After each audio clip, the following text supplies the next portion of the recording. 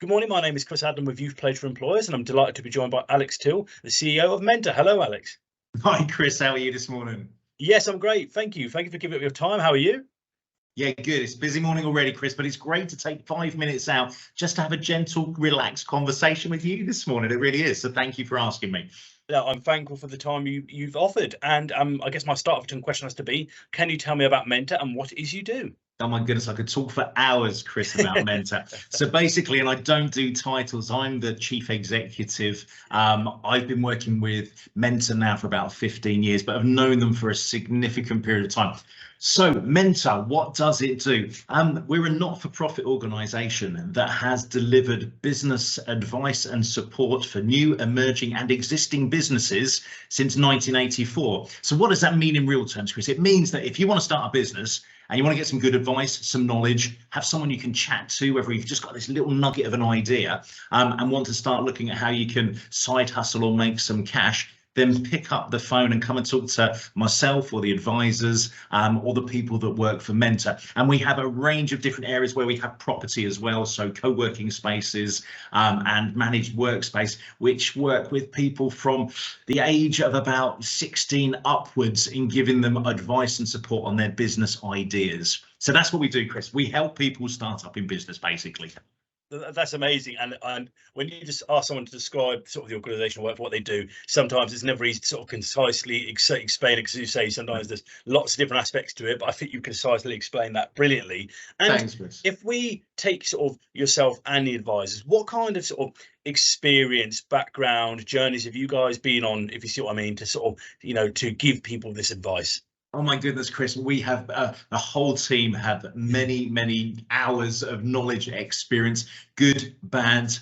Some we're probably quite not sure what experience it gave us, but it gave us some around basically how they have engaged with economic development, which is looking at how people work with their skills, their knowledge, how they may want to get a business idea. And many of the people who I employ have run their own business. Okay, so they've started them, they've run them, they've sold them, they've lost them. But more than anything, Chris, it's about characters, it's about personality, it's about being able to have a dialogue and a conversation with someone. And it doesn't matter whether they're the CEO or someone who's just coming out of university, to say to them, what do you want to achieve with your life? How do you want to do it? Do you want to be the next, I don't know, Richard Branson, or Bill Gates? Is that what your dream is? Or do you actually just want to do something you're really passionate about, which will just create you a job and a living? So it is really down to the individual. And those advisors, administrators, people we have on our properties, they are all very, very personable people. We're not all old school, middle-aged, suited, booted, ex-bank workers. I shouldn't really say that, should I? Ex-bank workers or legal or anything else like that. We understand business,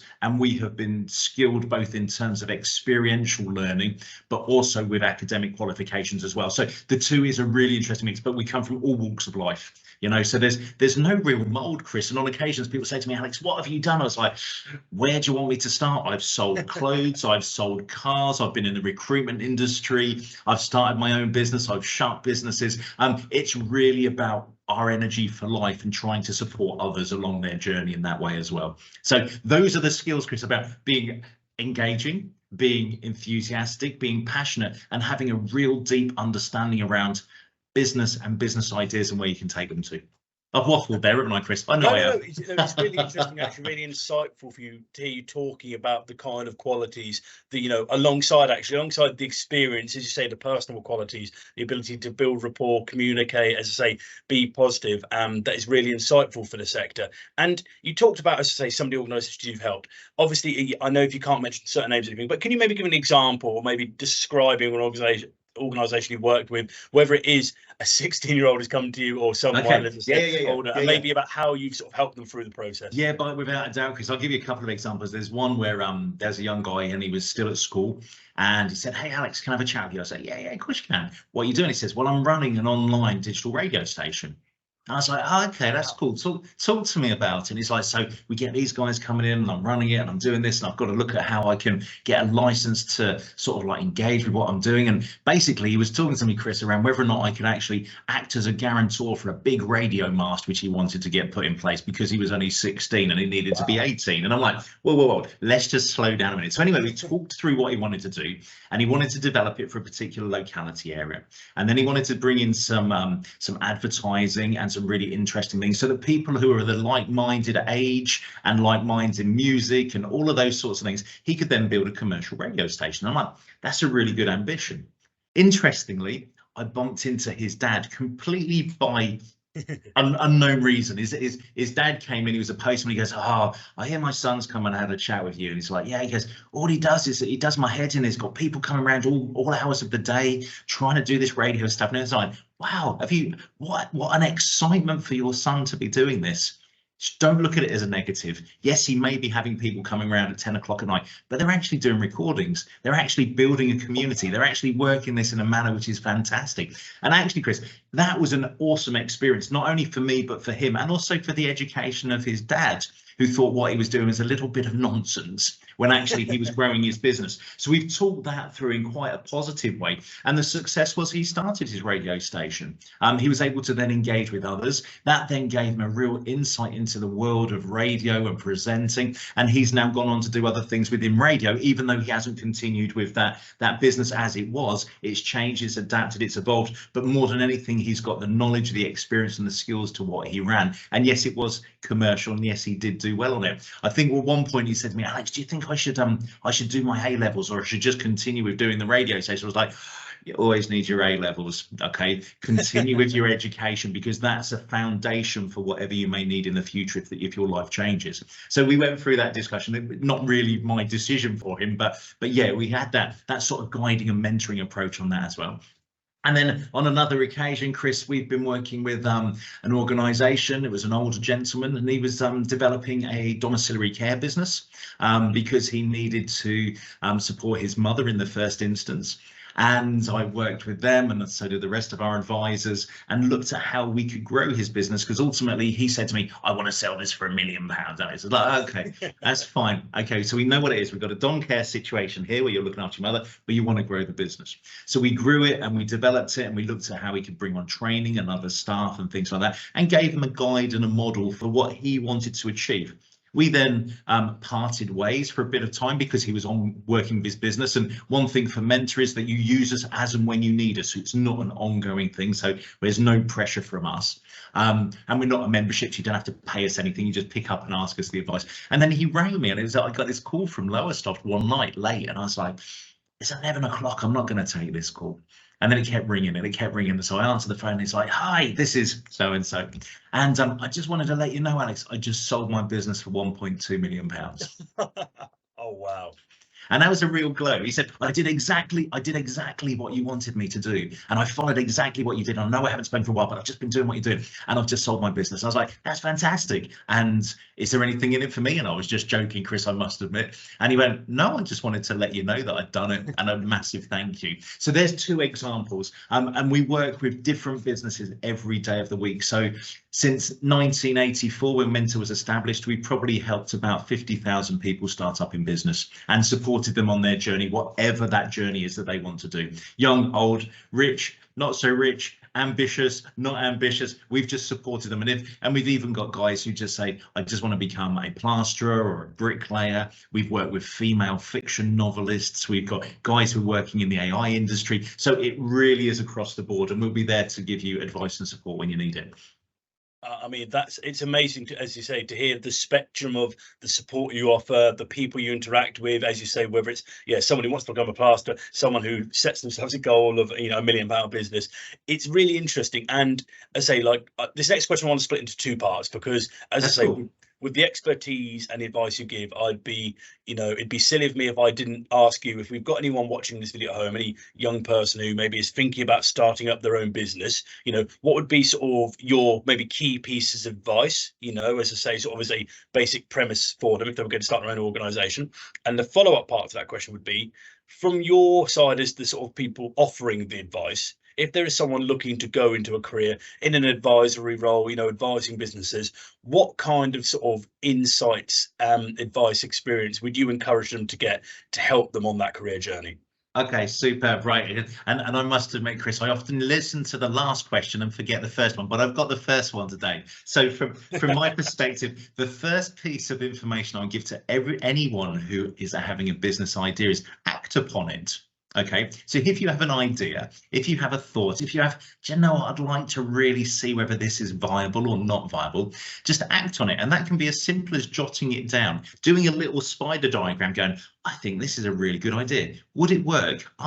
Is there anybody else out there doing it? Who could the competitors be? What would I need to actually invest in this? Is it just time? Is it more knowledge? Is it learning? Is it understanding? And then literally pick the phone up. It's interesting, Chris. I ran a program called From Bedroom to Business during lockdown, and the amount of young people who are on there saying, well, we're doing stuff on TikTok, we're doing this, we're doing that. There was a lady I spoke to who was unbelievable at crocheting. And she said, well, I can't make a business from crocheting. Yes, you can. You can make a business from it if it's your passion, if it's your hobby, if you're into guitars and you can find a guitar that you know is broken and you can repair it. You can start a business through the knowledge and the skills that you've got. So what if you have an idea, or if you're hungry to use your specialist knowledge in certain areas, and everyone's got it, even if you're good at social media, but you just think it's everyday life, there's a skill and there's a talent that you have somewhere.